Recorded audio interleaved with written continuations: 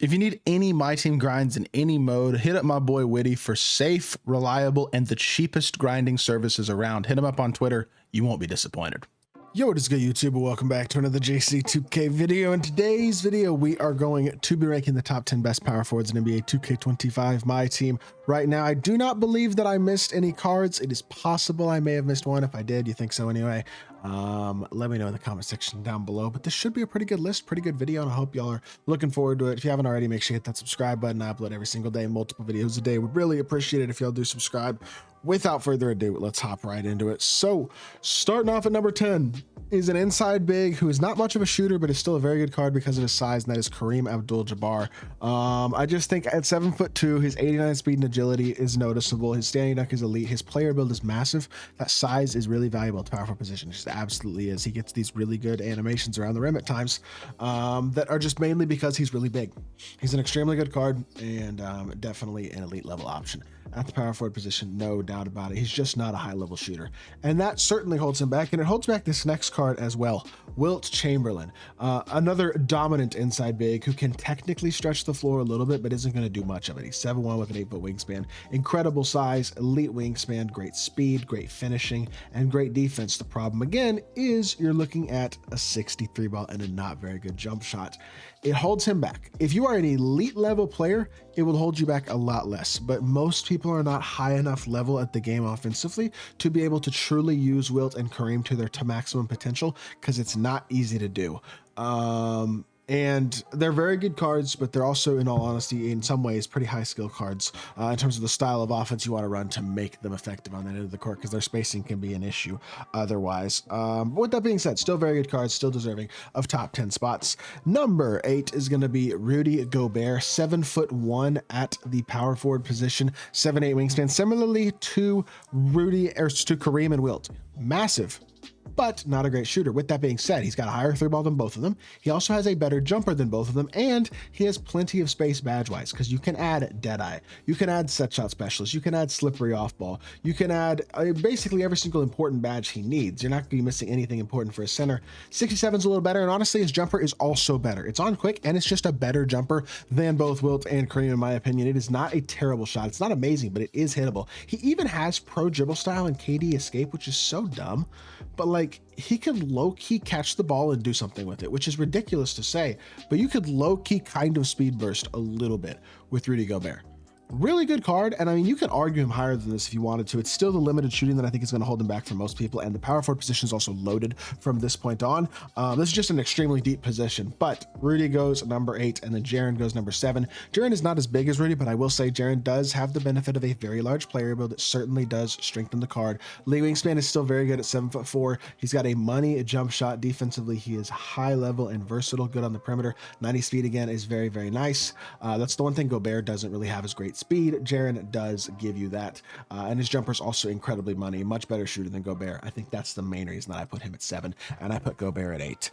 Number 6 is going to be Bob McAdoo, the domination reward. These two cards are extremely flippable. The reason that I am leaning Bob right now is because, first and foremost, he's got 96 speed, 96 agility. I understand that he is undersized. It is a lot easier to use him, especially if you're a no money spent player. Bob is one of the power forwards you're using. You don't have a ton of MT.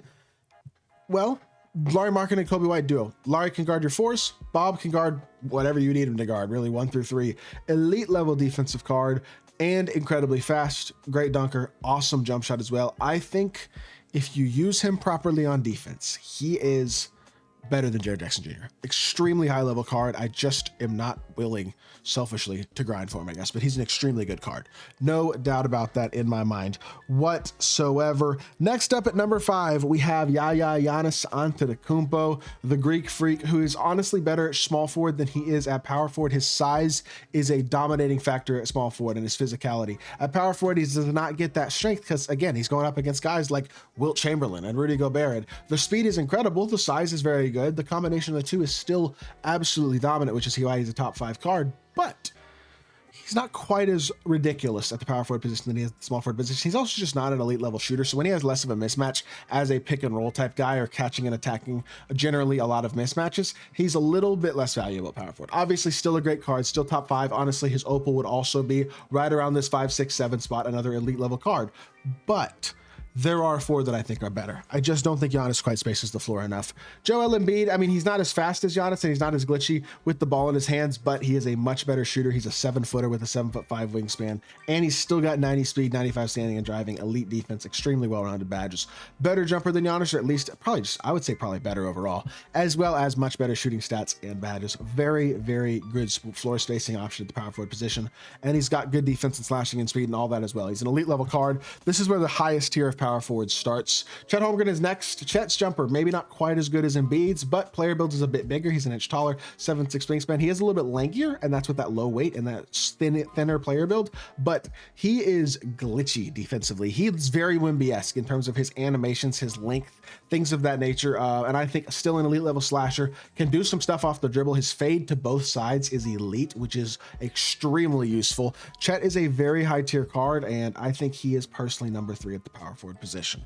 Number 2 is Hakeem Olajuwon. I think Hakeem is basically a slightly better version of Embiid. First things first, Hakeem can actually put the ball on the floor at a high level. For whatever reason, 2K gave him pro dribble style and De'Aaron Fox escape, which is a very high level animation. Basic fade is good, and Boogie's jumper is, or the Boogie upper Vucevic base is really, really good. So you get the elite stats and badges that are extremely similar to Embiid's, but then you also get an elite level jumper. And for a power forward anyway, I would say it's pretty elite. And the movement is extremely good. And again, he's 7 foot with a 7'3" wingspan, and his animations around the rim are always dominant every single year. That card is awesome. I wish he was a little bit less expensive than he was, because I would have him. But as of right now, he is justifiably over $1 million MT. Extremely good card.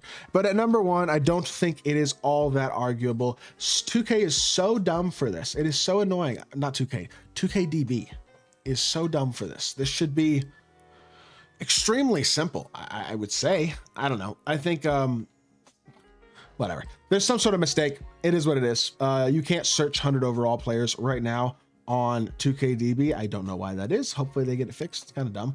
It's happened a couple times, but whatever. It's not a big deal at all. And KP, here we go. 100 overall KP, 7'2", 7'6" wingspan, 98 speed, 98 agility, 99 3 ball, 99 standing and driving dunk, 99 interior, 98 perimeter, 98 steal, 97 block. Point being, it's basically on 99 everything, and then every single important Hall of Fame badge in the game, pretty much, for Kristaps. He's an insane card. His jumper is on very quick, and it's a very good shot. He's again 7'2" with a 7'6" wingspan. D-book dribble style, even he's 99 speed at 7'2". He's the best power forward in the game, and it annoys me that I cannot put 100 overall KP in the list, because it'd be nice to have him for the sake of the way the end of the list looks, I guess, because people are going to be confused. They're going to be like, why did you put a center there? Somebody clicks to the end of the video and just sees KP. That's going to be funny. Either ways, hopefully y'all understand that, and I hope y'all enjoyed the list. If you did, make sure you hit that like button, leave a comment, and subscribe. I will be back with more 2K content very, very soon. I appreciate y'all. Peace.